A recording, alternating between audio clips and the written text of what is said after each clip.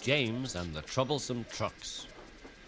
James had not seen the Fat Controller for some time, not since the day when he had nearly lost his red coat and been painted blue instead.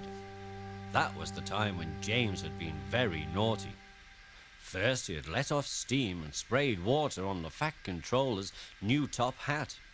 Then he had run too fast and made a hole in one of the coaches. The driver had to mend the hole with newspaper and a passenger's bootlace. The Fat Controller had been very angry. Now James was alone in the shed. He was not even allowed out to push coaches and trucks in the yard. At last the Fat Controller arrived and came to see him. "I can see that you are sorry, James," he said.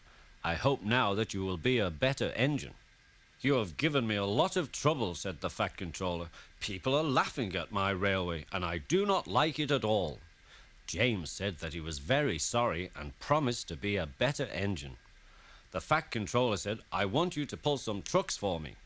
James was delighted and puffed away.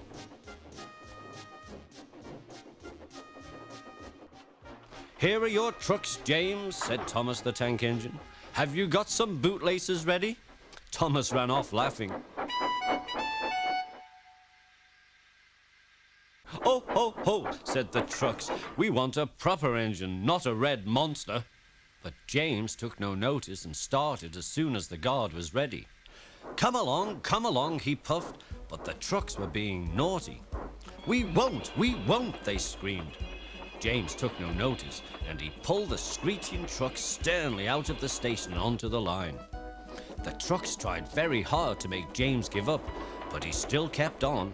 Sometimes their brakes would slip on, and sometimes their axles would run hot.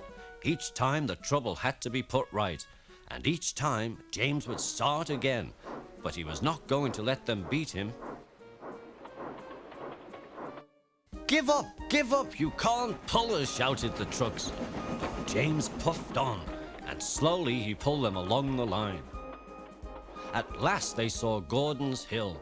This was the famous place where Gordon, the big proud engine, had once got stuck. Little Edward, one of the tender engines, had to push Gordon up the hill.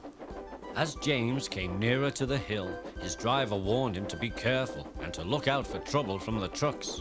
"We'll go fast and get them up the hill before they know it," the driver whispered to James. "Don't let them stop you." So James went faster and faster, and soon they were halfway up the hill. I'm doing it," he panted. "Will the top ever come?" Then, with a sudden jerk, it all became much easier. James thought it was over and that he had pulled the trucks to the top of the hill without any trouble. But his driver shut off steam. "They've done it again," he said. "We've left our tail behind. Look!" The last trucks were running backwards down the hill. The coupling had broken, but the guard stopped the trucks and climbed out to warn other engines. "That's why it was so easy," said James, as he backed the other trucks carefully down the hill. "What silly things trucks are! There might have been an accident."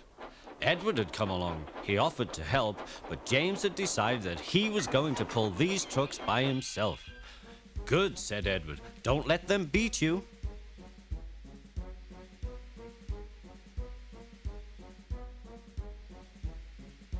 James struggled slowly up the hill.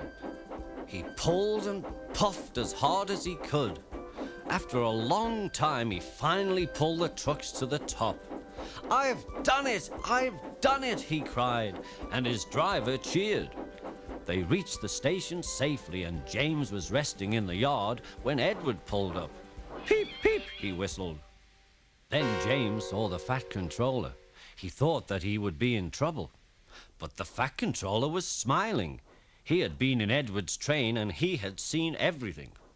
"You've made the most troublesome trucks on the line behave," he said. "After that, you deserve to keep your red coat."